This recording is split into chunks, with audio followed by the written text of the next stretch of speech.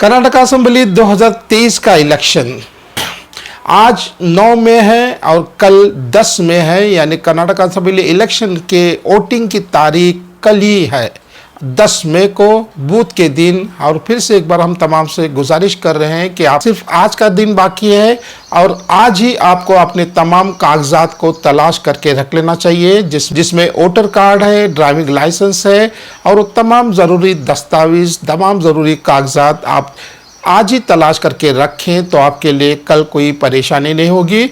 आप कल का इंतज़ार ना करें क्योंकि कल वोटिंग दिन है। आपके जहन में सिर्फ एक ही बात होनी चाहिए कि कल हमें जाके वोटिंग करना है। अपने मसरूफियात को थोड़ी देर के लिए रोक दें। 10 मई को कर्नाटक असेंबली 2023 की वोटिंग का दिन है और इसमें कोई कोताही नहीं होनी चाहिए। मैं उम्मीद करता हूं कि आप तमाम अपने कागजात तलाश करके रखे होंगे। कल 10 मई को कर्नाटक असेंबली 2023 का वोटिंग दिन है और इसी वोट के ज़रिए आपके तकदीर का फैसला भी हो जाएगा। क्या आपको एक अच्छी ज़िंदगी गुजारना है तो अपने नुमाइंदे को अपना कीमती वोट देकर कामयाब करने की कोशिश करेंगे। 2023 के इस इलेक्शन में कई ऐसी पार्टियां भी मौजूद हैं जिनका ज़्यादा जिक्र नहीं होता, लेकिन इस इलेक्शन में कई ऐसी सियासी पार्टियां भी हिस्सा ले रहे हैं कि वो अपना वजूद, अपनी छाप इस इलेक्शन में छोड़ दें। 2023 के इलेक्शन में कांग्रेस, बीजेपी, एकीकरण समिति के अलावा जेडीएस भी इसमें मौजूद है और जेडीएस को ये पूरा यकीन है कि इस इलेक्शन में वो अपनी छाप ज़रूर छोड़ेंगे। इसी सिलसिले में मैंने जेडीएस के स्टेट जनरल सेक्रेटरी जनाब फैजुल्ला माड़ीवाले से मुलाकात की और उन्होंने अपने ख्यालात का इज़हार किया और उन्होंने अपनी सियासी पार्टी जेडीएस के मुतालिक बहुत सी बातें की जो आपके खिदमत में हाजिर है। अस्सलाम वालेकुम साहब। वालेकुम अस्सलाम रहमतुल्लाह व बरकातहू। खैरियत है? अल्लाह करें। आपका पहला इंटरव्यू सुबह सुबह हो रहा है। आपका सुबह का मैं एक फेसबुक पे ये देखा पोस्ट जिसमें आपने ये लिखा था कि आपको 93% वोट मिलने वाले हैं जेडीएस को। जी, ये एनालिसिस आप कहाँ से लिए? ये एनालिसिस जो है हमारे भी कुछ सोर्सेज हैं जी हमारी पार्टी में, जी उसके हिसाब से एनालिसिस ले रहे हैं। जी। आज बेलगाम में जो नुमाइंदा आपका है जी उसका चेहरा इतना मशहूर, इतना पॉपुलर नहीं है, जी, इसकी क्या वजह है? देखो ऐसा है कि वो रैत संघ से ताल्लुक़ रखता है। जी दूसरी बात, वो एक जद्दोजहद करता है जी। गरीबों के लिए। वो ऐसा शख्स है कि डीसी ऑफिस को भी लॉक किया था वो 2 महीने पीछे। जी, क्या नाम बता रहे हैं उनका? उसका शिवानंद मुगड़ियाल बोलते हैं। जी, अब बेलगाम से ताल्लुक है उनका?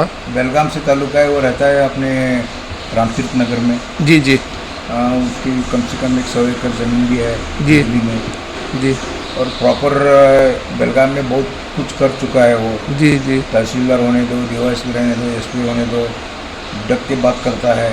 जी। लेकिन ऐसे कोई और नामूर शख्स तो नहीं है जिसे आप एज ए कैंडिडेट जेडीएस के लिए इस्तेमाल करें? ये ऐसा कैंडिडेट है कि हमारे जो वरिष्ठ जो हमारे कुमार स्वामी हैं, जी कम से कम एक 4 रहित संघ लोगों को टिकट देना, क्योंकि उनका जो मंशा था वो पूरा होगा। क्या जेडीएस के लिए फ़ायदेमंद होगा ये कैंडिडेट? ज़रूर फ़ायदे होगा। किस तरह से?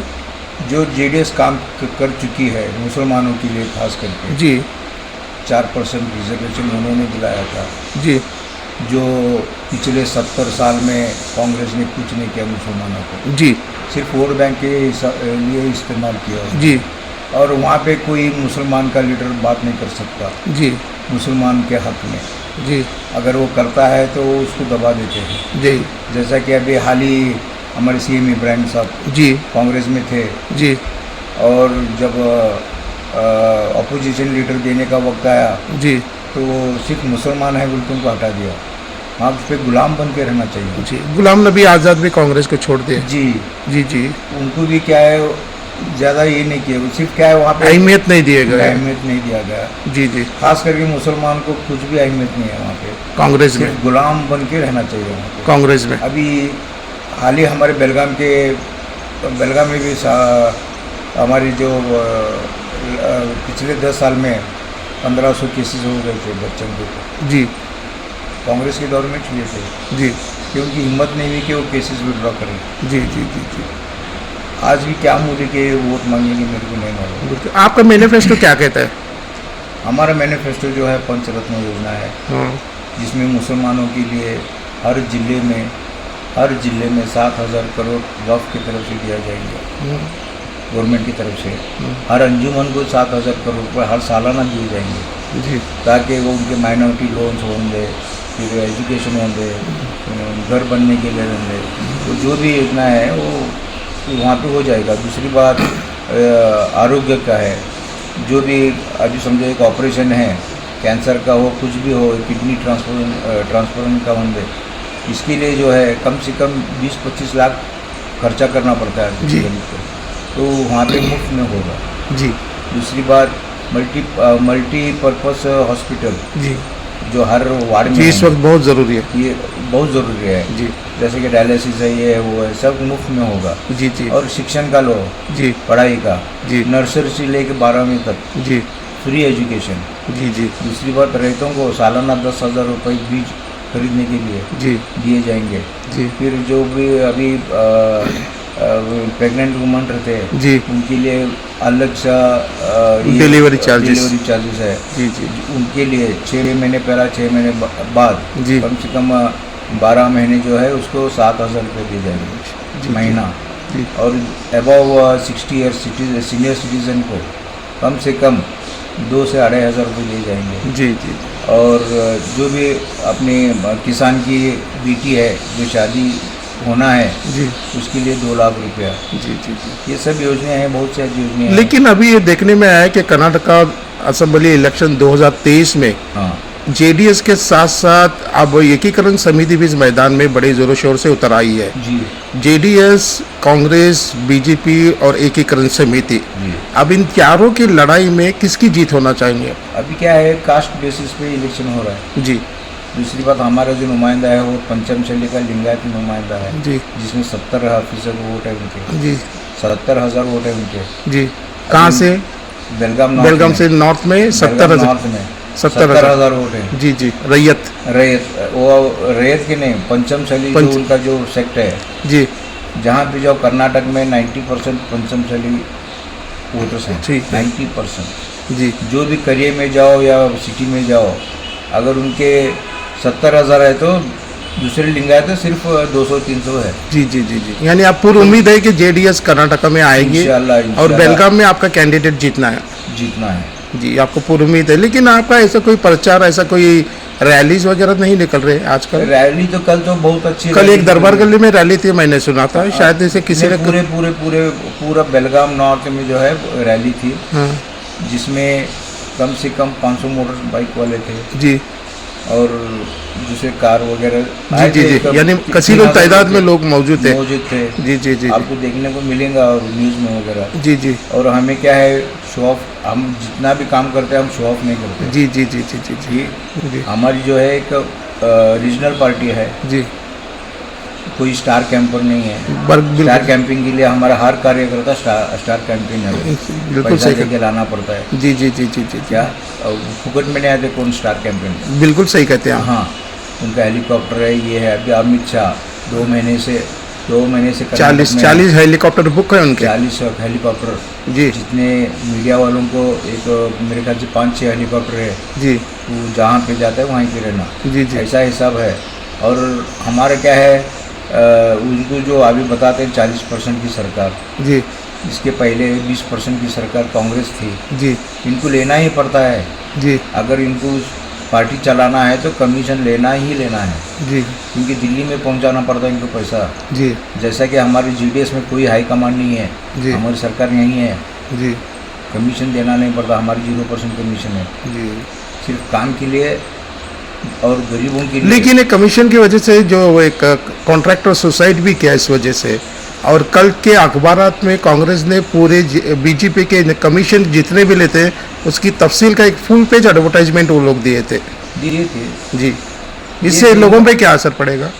अभी लोगों को तो पता है जी 40% सरकार है, जी अभी लोग समझना चाहिए ना। जी इंसानियत के नाते जो करना है वो करेंगे, जी अगर पैसा खा के ही करना है तो वो बात अलग है। आपके पास कितने मुस्लिम वोट आ जाएंगे इस बार? तो कहाँ से? बेलगाम से। बेलगाम से मेरे ख्याल से कम एक 10 से 15 हज़ार वोट मिलेंगे, आप अभी ये श्योर। मुस्लिम्स के आप 15,000 वोट लेंगे? इसकी वजह भी है जी 95 में 1995 में जब बच्चों के ऊपर टाड़ा केसेस थे, जी 24 आवर्स में उनका पूरा रिहा- वेव कर दिए थे। रिहाई कर दिए थे। जी जी, जी। इस बार 1500 बच्चों के केसेस है, सरकार बनते ही एक हफ्ते में पूरी केसेस वेव करेंगे। नॉर्थ में कहाँ कहाँ कैंपेनिंग की है, जैसे कि नगर से यहाँ देखो पे? पिछले 1.5 महीने से कैंपेनिंग कर रहे हैं, जी बाकी के पढ़ने अभी 15 दिन से कैंपेनिंग बिल्कुल कर सही रहे कहते हैं हैं। आपको दिखाई नहीं दे रहा। आप। जी 1.5 महीने से बेचारा हमारा कैंडिडेट है, घर घर जाके पैम्पलेट लेके पंचरत्न योजना और अपना चेहरा दिखा के वोट मांगने के लिए गया है, घर क्या घर गया है। क्या रिस्पांस था उनका? बहुत अच्छा रिस्पांस था। जी। एक नया चेहरा देखना चाहते हैं लोग। जी जी जी। लेकिन हम तमाम लोगों को चाहिए कि किसी की पार्टी हो, अगर किसी की पार्टी को जीतना है तो अवाम जाके वोट करे, बस चाहे वो 100% जेडीएस हो, वोट करना है। चाहे वो जेडीएस हो, 100% कांग्रेस हो मैं या तो ये चाहता हूँ जो वोट नहीं करेगा उनका आधार कार्ड, राशन कार्ड पूरा बैन करना, रद्द करना चाहिए, करना बिल्कुल चाहिए। और हमें इसमें ये- अगर हम ये- सुस्ती करेंगे और ये मुसलमानों के लिए एक हथियार है। जी, अभी इस बार जो ये है इलेक्शन, ये आर और पार की लड़ाई है, सही बात। जहाँ पे अपने हुकूक के लिए लड़ना है, जहाँ पे अपने जितने भी जो तशद्दुद हो रहा है हम लोगों पे, जहाँ पे हमारे अत्याचार किया जा रहा जी। है, और ये जो होगा इलेक्शन, ये आर और पार की लड़ाई है। इस सही बात बात से कहाँ तक मुतफिक है? ये आर और पार की जो आप बता रहे हैं सही बात है। जी और जहाँ के हमारे भी जो कुमार स्वामी जो वादा किए हैं पंचरत्न योजना, जी अगर मेरी सरकार आते ही मैं ये इम्प्लीमेंट नहीं करा तो ये जो पार्टी है डिसॉल्व करूँगा, जी ये शर्त है। जी जी। तो बेंगलोर में क्या आपकी पोजीशन है? बेंगलुरु में बहुत अच्छी है। वो पहाड़ी मैसूर में जो कम से कम 60 MLA के ऊपर हरे मसूर नहीं, पुराना मैसूर में। पुराना मैसूर जी वहाँ पे आपके वहाँ पे है बहुत चिकमंगलूर, अच्छा है, मैंगलोर, है, हाँ जी हासन, गदग, गदग हमारे हुबली तक है। हुबली तक है। इवन गुलबर्गा में भी हमारी 4 सीट आने की चांसेस है। जी जी। इधर में 3 सीट। एमआईएम इसमें कॉन्टेस्ट करने वाली थी, लेकिन आखिरी मोमेंट में उन्होंने आखिरी विड्रॉ कर। मोमेंट में उन्होंने सर्वे किया, फिर जहाँ पे उनके MLA आने की जो गुंजाइश कम थी। बेलगाम में तो उनको ऐसे कोई उम्मीद नहीं बेलगाम में लतीफ़ खान पठान को टिकट दिया गया था। थी। जी मैं उनसे बात कर चुका हूँ जी जी, लेकिन उन्होंने हुबली और धारवाड़ में ज़्यादा हाँ, कॉन्सेंट्रेट तो कर रहे हैं। अपना ये करके हुबली धारवाड़ में जो है आप उनका कॉन्सेंट्रेट मैं उनसे आधा घंटा बात किया था पिछली मरतबा, उन्होंने अच्छी सी बात की मुझसे और जी। कहा कि बेलगाम से तो नहीं कर मुझसे रहा भी हूँ। बात हुई थी, जी उनके थोड़े MLAs भी आए थे, जी जी इब्राहिम साहब थे, मैं था, जी जी तो उन्होंने उनको समझा के बताया कि ऐसा ऐसा है, जी। शुरुआत तो करो एक MLA से। जी जी वो भी मान गए। जी जी। तो आप चाहते हैं कि आपकी जेडीएस फिर से एक बार सरकार में आ जाए? सरकार आए और मुसलमानों को भला होगा। और कुछ कहना चाहेंगे आप? एक नासिर भाई एक बात कहता हूँ, जो जब बीजेपी सरकार नहीं थी हिंदुस्तान में, जी तब ये जितने भी RSS के लोग कहाँ पे थे? ये कांग्रेस के थे। कांग्रेस में जितने सीजन्ड RSS के लोग हैं उतने बीजेपी में नहीं है। क्या जी। रही बात हमारे अभी हाल ही में जो CM इब्राहिम रिज़ाइन के वजह क्या है? जी 21 MLC में 19 MLC उनको वोट किए, जी फिर भी उन्होंने बम्बन को लेके आए। जी। ये कांग्रेस के ओरिजिनल फेस है उनका। चाहिए रहा है उनका। पंडित, ये ओरिजिनल पंडिता हैं कश्मीर के। जी नेहरू साहब, जी नेहरू साहब क्या क्या डिवाइड किया नहीं जी हिंदुस्तान को। जी वल्लभ भाई पटेल और नेहरू मिलके ही हिंदू मुस्लिम की है सो। जी। वहाँ से शुरू है हिस्ट्री है। जी जी कभी ये मुसलमानों को नहीं जाते, सिर्फ वोट बैंक के लिए यूज़ करते। जी जी ये ओरिजिनल जो है RSS के जो सीजन लोग हैं वो कांग्रेस में हैं। जी जी जी जी। शुक्रिया आपका बहुत बहुत हमसे बात करने का। न्यूज़ ट्रैक में खबरों का सिलसिला जारी है। हम आपसे गुजारिश करते हैं कि आप अपने कमेंट्स हमें ज़रूर लिखें। आप अपने कमेंट के ज़रिए हमें ये बताएं कि हमें इस चैनल में और क्या करना है। तब तक के लिए खुदा हाफिज़।